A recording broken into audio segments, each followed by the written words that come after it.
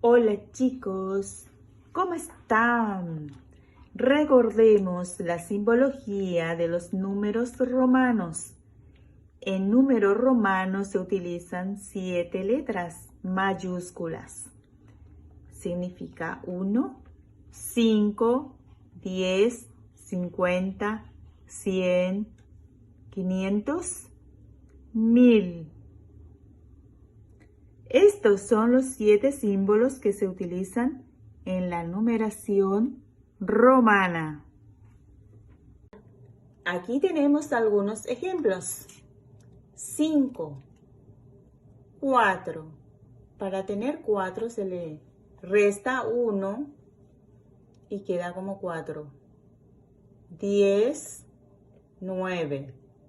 Para tener 9 de 10 se le saca 1, siempre hacia la izquierda. Queda como 9.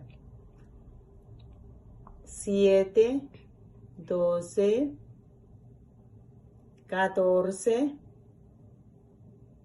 26, 33, 42, 50. Para tener 40 se escribe X hacia la izquierda y queda como 40. Se le resta 10. De 50 menos 10, 40. Chao, chao.